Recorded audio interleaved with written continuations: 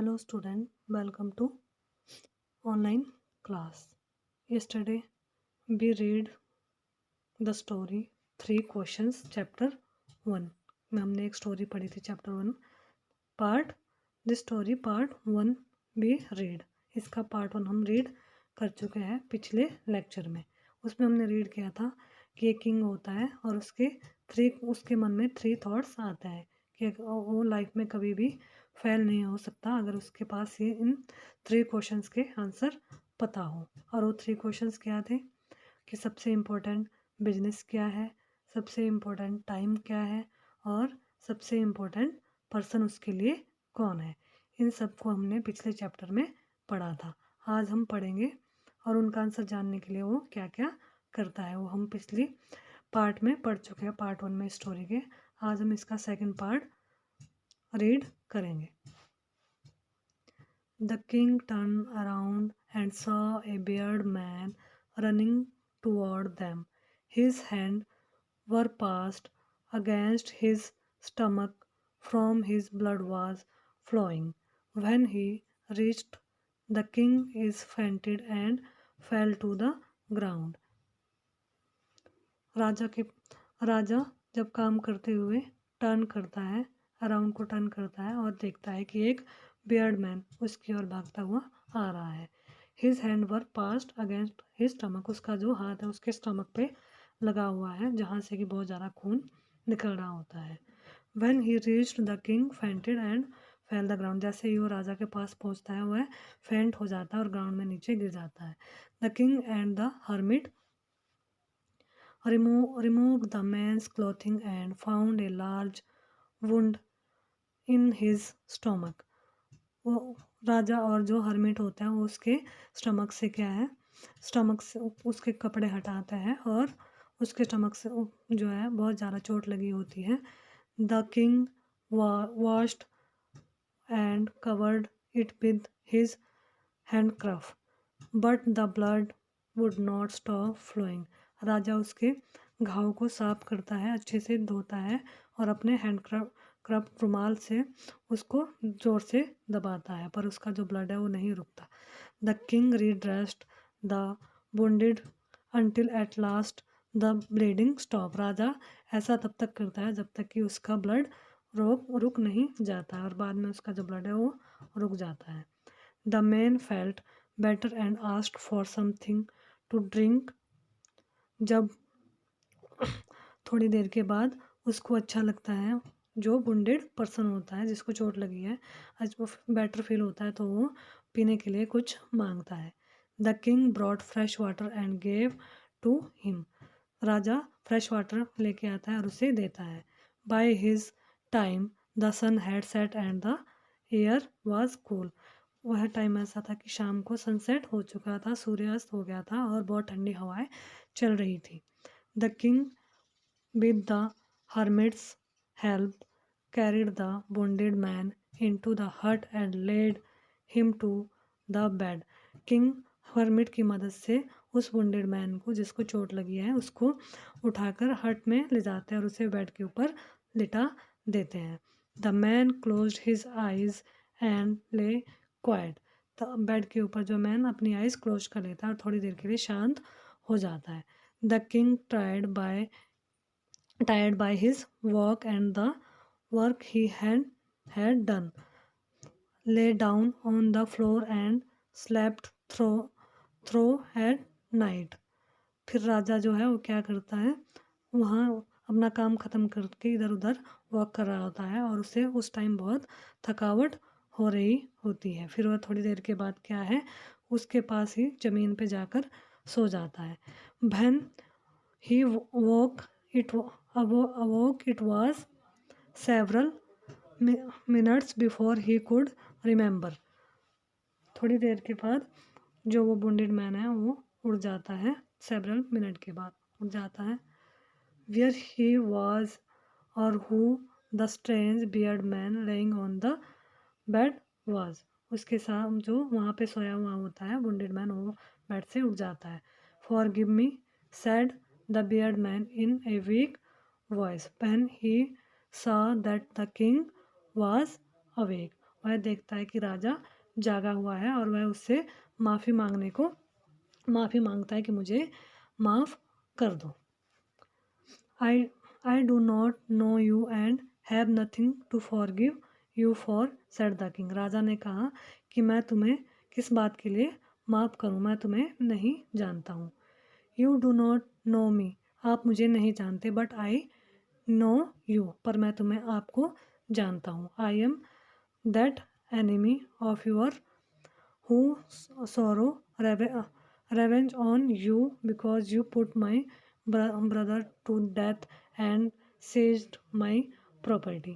मैं आपको जानता हूँ और मैं आपका बहुत बड़ा दुश्मन हूँ, ऐसा वो वुंडेड मैन कहता है। एक बार आपने मेरे भाई को मारने का आदेश दे दिया था और हमारी जो सारी प्रॉपर्टी है वो अपने पास रख ली। I knew you had gone along to see that hermit and I made up my mind to kill you on your way home. फिर मुझे पता था कि आप हर्मिट के पास जा रहे हो, अकेले गए हो। मुझे ये पता चल गया था और मैंने ये प्लान बना लिया था अपने माइंड में कि जब आप हर्मिट के घर से वापस आओगे अपने घर के लिए तो मैं आपको मार दूंगा। But the day past and you did not return. शाम हो गई, एक दिन ख़त्म हो गया पर आप वापस नहीं आए। So I felt my hiding place and I came upon your bodyguard who recognised me and wounded me. फिर मैं वहाँ से जहाँ छुपा था वहाँ से बाहर निकला और अपने घर की ओर जाने लगा। वहाँ पर आपके जो बॉडीगार्ड था उन्होंने मुझे पकड़ लिया और उन्होंने मुझे पहचान लिया था और उन्होंने ही मुझ पर ये हमला कर दिया। I escaped from him but I should have died if you had not dressed my wounds. अगर आप मुझे मैं वहाँ से भाग आया और अगर आप मुझे नहीं बचाते, मुझे ड्रेस नहीं करते तो मैं शायद मर जाता। I wish to kill you, मैं आपको मारने आया था। And you have saved my life, परंतु तुमने मेरी लाइफ बचाई है। Now if I leave I will serve you as your most faithful servant and will order my son to do the same forgive me. अगर मैं जीवित रहा तो मैं आपका हमेशा के लिए सबसे फेथफुल सर्वेंट बनूंगा और अपने बेटों से भी कहूँगा कि आप भी उनके सर्वेंट बने रहें, मुझे माफ़ कर दो।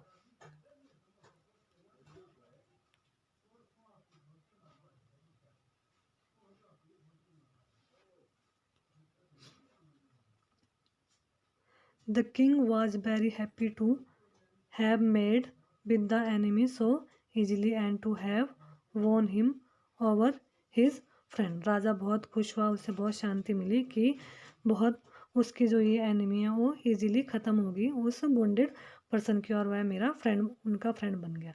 He not only forgive him but said he would send his servant and his own doctor to look after him and he promised to give back the man his property. राजा ने उसे माफ़ ही नहीं किया बल्कि उसे अपना सर्वेंट भी बना लिया और उससे डॉक्टर के पास अपने डॉक्टर की निगरानी में रखने का वादा किया और उससे प्रॉमिस किया कि वह राजा जो है उसकी प्रॉपर्टी भी लौटा देंगे। Leaving the wounded man, the king went out of the hut and looked around for the hermit. Before going away, he wished once more to get answer to his question. राजा और wounded man जब वापस जा रहे थे तो राजा ने हट की ओर देखा। द हट से बाहर निकले and looked around the hermit की ओर देखा और वह हर्मिट के पास गए ताकि वह और उनसे अपने आंसर जानने के लिए। The hermit was on his knees snowing seed in beds that had been dug the day before.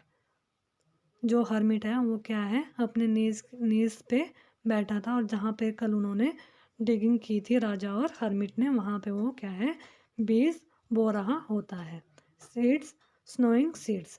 The king went up to the hermit and said, वह हर्मिट के पास जाता है और for the last time I beg you to answer my question wise man. और कहता है कि वाइज मैन हर्मिट, आप मुझे मेरे क्वेश्चन का आंसर कृपया करके दे दो। फिर हर्मिट कहता है you have already been answered. Said the hermit ने कहा कि आप आंसर जानते हो पहले से ही। Still wending down to the ground and looking up at the king he stood before him. अपना काम करते करते वह राजा की ओर देखता और बोलता कि आप इसका आंसर पहले से ही जानते हो। How have I been answered, मैं कैसे जानता हूँ। व्हाट डू यू मीन, यह आप क्या कह रहे हो, मुझे आंसर कैसे पता है। डू यू नॉट सी, क्या तुम्हें नहीं दिखता। रिप्लाइड द हर्मिट, हर्मिट ने दोबारा कहा, रिप्लाई किया। If you had not pitied my weakness yesterday and had not dug these beds from me you would have gone away. अगर आपको यह सब नहीं दिखता तो आप कल मेरी मदद नहीं करते। मेरी थकावट को देखकर आपने क्या है मेरे साथ यह काम, डिगिंग का जो काम किया। अगर आपको ये सब नहीं दिखता तो आप चले जाते। Then that man would have attacked you and you should have wise wished you had stayed with me. और अगर आप चले जाते तो जो ये वुंडेड मैन है ये क्या है, आप पर हमला करता और शायद आज आप नहीं रहते, लेकिन आपने क्या है यहाँ रहने का फैसला किया। So the most important time was when you were digging the weds. मतलब उस टाइम आपके लिए सबसे इम्पोर्टेंट था, जो आप यहाँ काम था, जो आप यहाँ डिगिंग टाइम था कि आप यहीं रुके एंड डिगिंग की। And I was the most important man and to do me good good was your most important business. और उसके बाद जो तुमने अब तुम्हारा सबसे इम्पोर्टेंट जो बिजनेस है वो क्या था कि तुमने उस टाइम पे वो काम किया जो तुम्हें करना चाहे, जो तुमने उस टाइम पे क्या डिगिंग की और मेरी हेल्प की, और मैं तुम्हारे लिए क्या है सबसे इम्पोर्टेंट पर्सन था। आप afterwards when the man ran to us, the most important time was when you were caring for him। और इसके बाद जब यह वॉन्टेड मैन आपकी ओर भाग के आया तो वो टाइम आपके लिए सबसे इम्पोर्टेंट था जब आप इसकी केयर कर रहे थे। Because if you had not dressed his wounded he would have died without having made peace with you. और जब आप अगर आप इसकी हेल्प की, इसकी सहायता की, तो यह मरने से बच गया, जिससे कि आपको क्या है बहुत ज़्यादा शांति भी मिली। So he was the most important man and what you did for him was your most important business. उस टाइम पे जो ये वुंडेड मैन था यह आपके लिए सबसे इम्पोर्टेंट पर्सन था, और उसकी जो आपने सहायता की, उसकी ड्रेसिंग की, यह सब क्या था आपके लिए इम्पोर्टेंट काम था, बिजनेस था। Remember then there only one time that is important and that time is now. It is the most important time because it is the only time we have any power to act.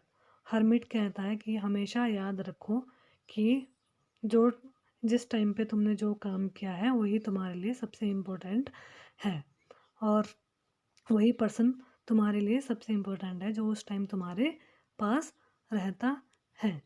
और जो present hermit कहता है कि वर्तमान का जो time है वही सबसे इम्पोर्टेंट है, जिस टाइम तुम्हारे पास पावर है कुछ भी काम को करने की। The most necessary person is the person you are with at a particular moment. और उस टाइम पर जो पर्टिकुलर मोमेंट जो टाइम है उस टाइम पे जो भी पर्सन आपके साथ है वो आपके लिए सबसे इम्पोर्टेंट पर्सन है। For no one knows what will happen in the future and whether we will meet anyone else। और फ्यूचर के बारे में किसी को भी पता नहीं होता है कि कल को क्या हो जाए, हम रहे या ना रहे। The most important business is to do that person good, because we were sent into this world that purpose alone. जो गॉड है उन्होंने हमें सबसे महत्वपूर्ण इस पर्पज़ के लिए भेजा है कि हम लोगों की हेल्प करें, सबके लिए अच्छा सोचें, सबके लिए अच्छा करें। यही हमारा सबसे ज़्यादा जो है इम्पोर्टेंट बिजनेस होता है। आज इसी के साथ, इस सेशन के साथ हमारा फर्स्ट चैप्टर कंप्लीट होता है। आप लोगों को कोई भी दिक्कत हो तो व्हाट्सएप ग्रुप पे आप इस स्टोरी से कोई भी डाउट पूछ सकते हैं, क्लियर कर सकते हैं।